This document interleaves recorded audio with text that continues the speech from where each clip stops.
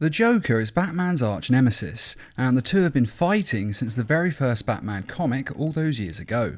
Now, usually Batman gets the better of the Joker, but on occasion, the Joker has not only gotten the upper hand, but has actually ended the Dark Knight's life altogether. Now, with this being comic book characters, he rarely stays dead for long.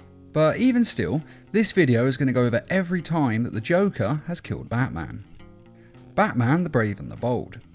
In this version of the future, the Joker has died in battle with Batman, and Bruce Wayne later retires. He passes the mantle of Batman on to Dick Grayson and marries Selina Kyle, and the two of them have a son named Damian.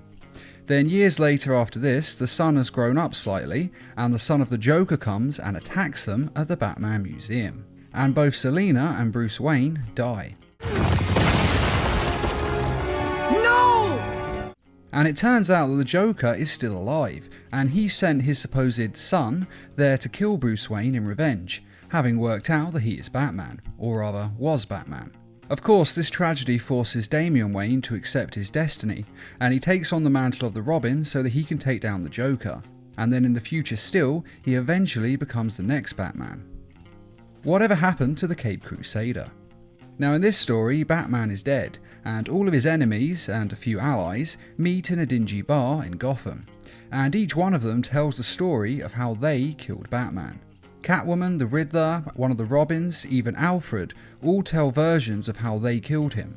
And of course, the Joker has a version as well.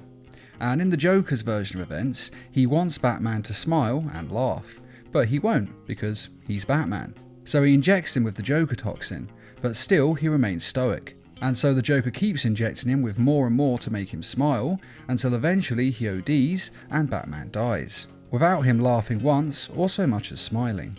Which ironically really depresses the Joker, as he has no one to play with anymore, and he didn't even get Batman to laugh. And this is actually one of the more interesting comic stories of Batman, especially Alfred's take on how he killed Batman. And it's a story that really needs to get an animated film, with each version of how these characters killed Batman being directed by a different director.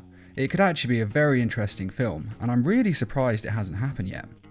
Emperor Joker. In this comic story, starting in Superman issue 770, the Joker gets Mxyzptlk's powers, and he rules the universe as the ultimate god. And his revenge on Batman is to kill all of the Robins, and then kill Batman and resurrect him each day, only to have him tortured and killed again and again in more and more horrific ways, including being eaten alive by vultures. Now of course the Joker was eventually defeated and lost these powers, and everything was returned to normal. Though Batman was brutally scarred by having the memories of all the times that he was viciously killed stuck in his head. But thankfully these memories were removed and he returned to normal. And this story was adapted into the TV series Batman the Brave and the Bold, in which the Joker gets the same powers and remakes the world in his own image. And again he kills Batman, this time in a montage of brutality, resurrecting and killing him over and over again. Though again, he of course lost these powers, as Batman was able to make him realise that he didn't actually want them, as it wouldn't actually be any fun for him in the long run, and so the Joker gives the powers up. Though in this version, Batman seems to remember all the times that he was brutally murdered. But then again in this version, Batman is so tough that he just gets on with it. Endgame. In this comic arc, the Joker has acquired healing powers that essentially make him immortal, as he's able to heal from any injury. Even when he is shot and killed, he does fall down, but his body just heals itself and brings him back to life. And in the final confrontation with the Joker, Batman has worked out that this healing power is because of a rare compound called Dionysium, which is in the caves under Gotham City. And so Batman and the Joker have a showdown in these caves, and Batman is able to neutralise the Dionysium in the Joker's system so that he can't heal.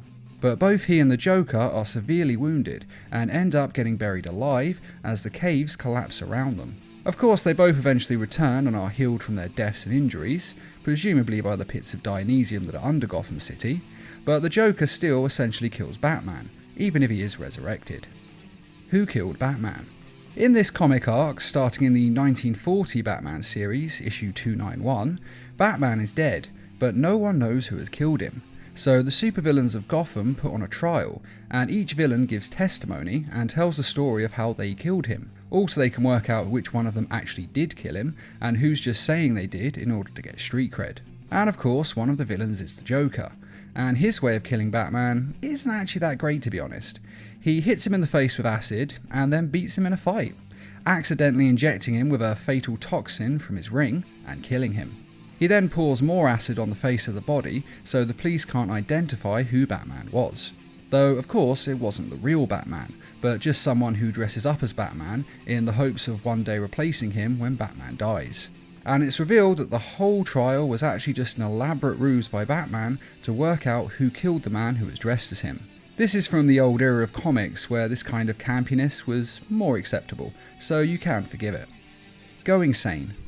This story takes place from Legends of the Dark Knight issue 65 to 85, and in it, the Joker finally kills Batman by blowing him up with dynamite, and then dumping his body in the river. Though sadly, without Batman in his life, the Joker slowly turns back to sanity. Of course, it's later revealed that the Dark Knight wasn't as dead as the Joker thought he was, and he returns. And this isn't actually a true death of Batman, but I did think it was worth mentioning because it's one of the more famous stories. And if you also haven't already read this, I do recommend it if you're a fan of the Joker, as it's one of the more interesting takes on his character, because we're always seeing him go more and more insane, and this is one of the few times where we see him turning sane, which is a very different idea.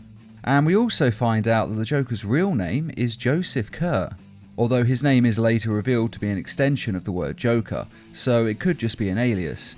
I mean, it could still be his real name, we don't know for sure. But it is interesting to see him have a real name and to live a normal life, as he even falls in love with a girl who lives down the hall from him, and the two of them are going to get married. Though when Batman returns, the Joker does as well, and it all goes back to normal as he becomes a homicidal maniac once more. And that is every time that the Joker has killed Batman. Personally, I think the best one is the Emperor Joker murders, as they're just the most interesting and messed up deaths, so they're much more entertaining. But what was your personal favourite? And are there any other times that the Joker has killed Batman that you think were missed? Be sure to let us know in the comments. And I'd just like to say a quick thank you to those of you who made this video possible by donating to the Needle Mouse Productions page on Patreon. And as always, thanks for watching, and feel free to subscribe, share, like, and comment.